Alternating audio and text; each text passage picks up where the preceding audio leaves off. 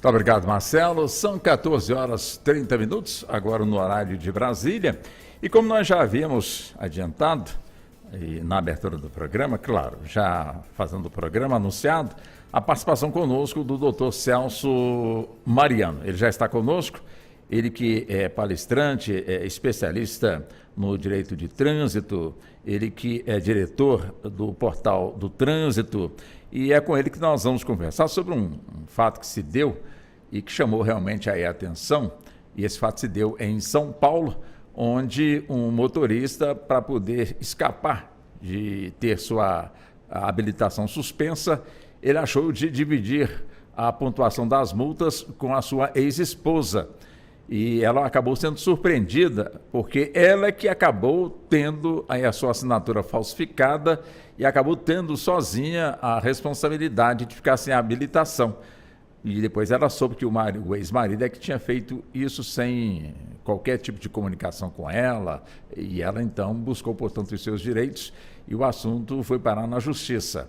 E nós vamos então repercutir esse assunto, como já dissemos na abertura, com o nosso convidado, Dr. Celso Mariano, já está conosco ao telefone. Dr. Celso, é sempre bom tê-lo aqui no nosso Justiça na Tarde, nos microfones da Rádio Justiça. Muito boa tarde para o senhor, Dr. Celso. Boa tarde, Walter. É um privilégio para mim poder falar no microfone da Rádio Justiça. Muito obrigado pela atenção. Bom, o assunto é justamente esse, doutor Celso, uma pergunta direta. Quer dizer, um carro que de alguma forma serve a mesma família, numa situação tranquila. Serve o pai, serve a mãe, serve o filho, serve a filha. E de repente chega um conjunto de multas na residência da família, onde, somando as multas, alguém, quem pagar as multas, vai de alguma forma ter a sua habilitação suspensa. Esses 4 motoristas podem se juntar, cada um paga um tanto, para justamente, ou cada um, que eu digo, paga um tanto, ou seja, coloca no seu prontuário determinada quantidade de multa para escapar, portanto, aí de uma cassação. E dessa forma o Detran não fica sabendo quem foi que de fato ultrapassou o sinal, avançou o sinal, excedeu velocidade, ou seja, não sabe quem de fato cometeu as infrações. Isso é lícito, é ilícito, pode, não pode? Conta para nós, doutor Celso. Existem mecanismos previstos para situações assim, portanto é lícito, mas a forma com que é feito, com que é utilizado, permite aí algum subterfúgio, algum desvio que não é bem a intenção, né? Então vamos lá. Sempre tem uma única pessoa que é a proprietária do veículo. E lembremos, esta pessoa pode ser eu, você que está nos ouvindo, uma pessoa física, ou pode ser uma pessoa jurídica, pode ser uma empresa. Então, veja, o nosso sistema de fiscalização, ele está baseado em identificar o veículo que está cometendo a infração. Salvo nos casos em que há abordagem, e aí tem o agente de trânsito a oportunidade de verificar quem está conduzindo, todas as outras vai restar para o sistema, para o Detran, no caso, que é quem operacionaliza as multas, endereçar esta multa para o proprietário do veículo, quando ele for, né, quando for uma pessoa física. E por que o Detran faz isso? Porque numa situação como essa que você acabou de descrever, né, um veículo que serve uma família, e ali tem 2, 3, mais condutores às vezes. Então, existe um condutor principal, mas existem outros que podem estar dirigindo. Como o Detran não tem como saber isso, repito, né, a não ser nos casos em que o agente da autoridade de trânsito identificou, fez uma abordagem e identificou quem era o condutor, então o Detran manda para a CNH vinculada à propriedade do veículo.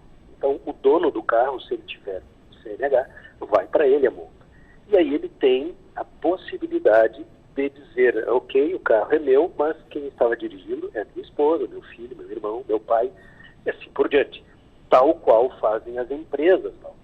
Imagine que o veículo é aí da Rádio Justiça, está no nome, está no CNPJ, de uma pessoa jurídica, portanto. Então, se houver uma autuação, porque esse veículo foi flagrado cometendo uma irregularidade, a multa vai para a empresa e já vai aberto lá o campo, né? Indique, por favor, quem é o CNH, né? Quem tem a CNH que estava dirigindo esse veículo. Por isso que existe esse mecanismo, né? Só para não cometer uma injustiça, só porque eu sou o dono do carro, não quer dizer que fui eu que cometi a infração, até porque eu posso ter emprestado, o Celso emprestou o carro para o Walter que estacionou onde não podia, ou o contrário. Então existe essa possibilidade. O que o Detran não tem, aliás, o Sistema Nacional de Trânsito como um todo não tem como controlar será que não houve uma combinação lá e quem cometeu a infração de fato foi o marido, mas aí eles combinaram de indicar a CNH da esposa, porque senão ia estourar a pontuação do marido e daí ele teria que cumprir um processo de suspensão. Isso fica por conta da consciência das pessoas, né? Porque isso é falsidade ideológica. Não fui eu que cometi, mas eu estou assumindo, ou fui eu que cometi e eu estou permitindo que outra pessoa assuma.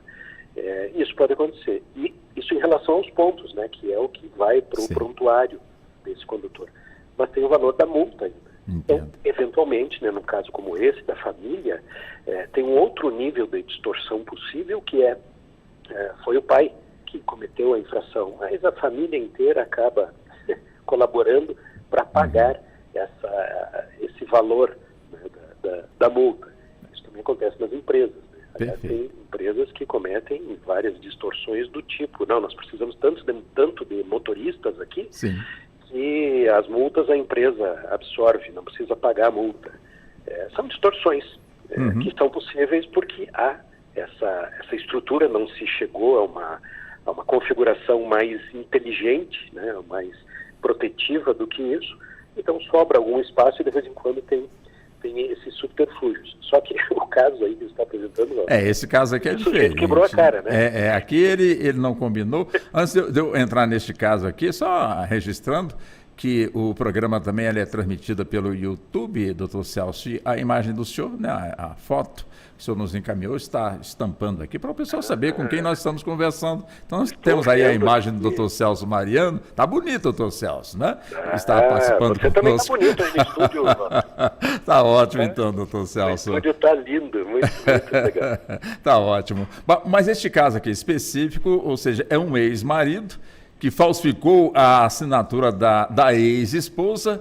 Ela não sabia que o prontuário dela tinha sido fornecido pelo motorista, fornecido assim, ele preencheu com o prontuário dela todas as multas que ele pagou. E nessa aqui, ele cometeu, portanto, não uma penalidade administrativa, mas uma penalidade criminal, né? Tanto que ele foi condenado a uma pena de 1 ano e 3 meses de reclusão em regime inicial aberto, além de 12 dias multa, substituída por penas restritivas de direito. Ou seja, o senhor disse que é lícito dentro da normalidade.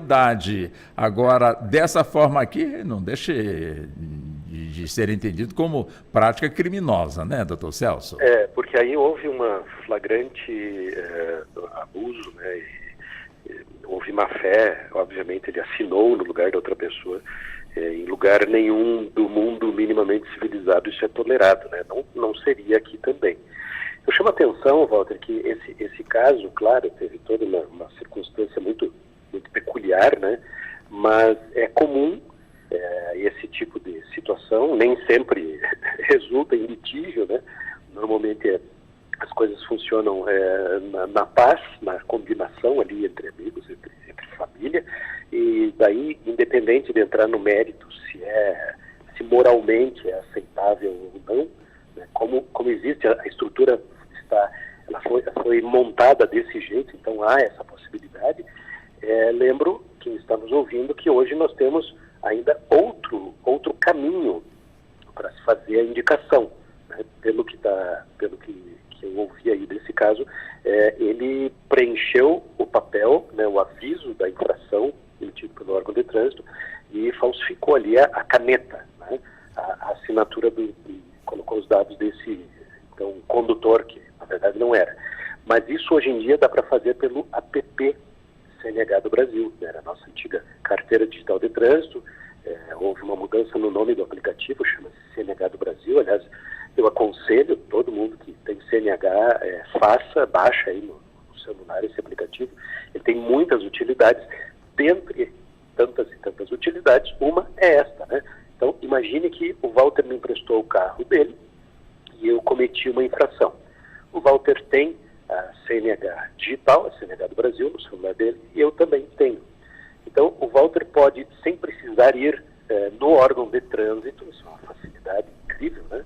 Ele pode acessar e colocar os meus dados, indicando o condutor Celso Mariano como o condutor que cometeu aquela infração. Imediatamente no meu aplicativo vai aparecer um aviso. Olha, o condutor Walter Lima está dizendo que foi você que cometeu essa infração aqui, e puxa todos os dados do aviso, né? E aí eu posso aceitar ou não. Se eu aceitar, obviamente que daí todo o processo corre por trás, né, automaticamente, aliviando a carga de trabalho dos órgãos de trânsito, o que também é muito bom, né, porque agiliza o processo e há um grau de confiabilidade enorme. Bom, como que numa situação como essa também há fragilidade e também poderia acontecer uma transferência assim, de responsabilidade indevida. Se não fui eu que cometi a infração e o Walter tiver acesso ao meu celular e eu deixei ele desbloqueado e também não coloquei nenhuma proteção para abrir o meu aplicativo, o CNH do Brasil, ele indica no aplicativo dele, abre o meu celular, abre o meu aplicativo e aceita no meu aplicativo. O caminho é outro, mas o efeito é o mesmo. Eu só estou falando isso, para as pessoas se darem por conta que já tem várias modernidades dessas que chegaram ao universo do trânsito. E outra que novos jeitos de fazer as mesmas coisas trazem novos riscos. Né?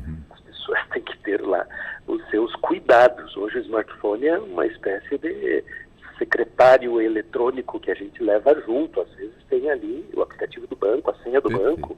Então, você está com dados sensíveis expostos, tem que tomar todo o cuidado e todas as proteções, porque o mundo dos descaminhos é cruel, né? E como é, né, doutor Celso? Agora, tem um detalhe, quer dizer, uma situação, doutor Celso, que eu gostaria muito de ouvir o senhor. E de repente, vai que eu sou bonzinho, eu empresto meu carro para uma pessoa conhecida. E de repente, essa pessoa conhecida comete uma infração, mas não me fala, né, que ela ultrapassou o sinal, foi multada porque excedeu a velocidade, multada pelo pardal. Aí, de repente, eu recebo essa multa na minha casa. E aí eu percebo que não foi eu. Eu emprestei para a figura e a figura não comunicou, então não me cabe, portanto, pagar essa infração e muito menos os pontos irem para a minha CNH. Quer dizer, se ele recusar a assumir essa responsabilidade, o que eu faço, doutor Celso? Chora. Não há o que fazer. Porque no momento em que você emprestou o carro, veja, né, como as pessoas têm que, às vezes, decisões tão simples assim do dia a dia, a gente tem que ter lá os nossos cuidados, né? Bom, ele só cometeu a infração, mas poderia ter se envolvido num acidente e matado alguém. Né? A gente não pensa nas coisas ruins porque somos otimistas, somos de boa fé e tudo bem. Acho que cada um vive no seu estilo aí, mas são responsabilidades, né, que você assume quando faz algo do tipo, põe a chave na mão de uma pessoa. Aliás, né, deixa eu aproveitar que tem muitos pais que fazem isso com os filhos, né? Filhos não habilitados, não tem CNH ainda, e o pai dá a chave do carro. Então, isso é crime de trânsito, né, para começo de conversa. Né? Não pode fazer por questões óbvias, né? Se a pessoa não tem habilitação. Mas, se tiver habilitação, quer dizer, não tem crime nenhum nesse sentido, o que aquela pessoa fizer com o carro vai acabar sobrando para você. Se não numa multa de trânsito, num processo aí, numa briga, por exemplo, para liberar a autorização de conserto de veículos por parte da seguradora. As seguradoras tendem, quando fazem os seus contratos, pedir já a indicação, né? Quem vai dirigir esse veículo que nós estamos segurando? Eu e a minha esposa. Quem é o condutor principal? Perguntas típicas, né? Tem algum filho, algum amigo, colega que pode vir a dirigir o carro?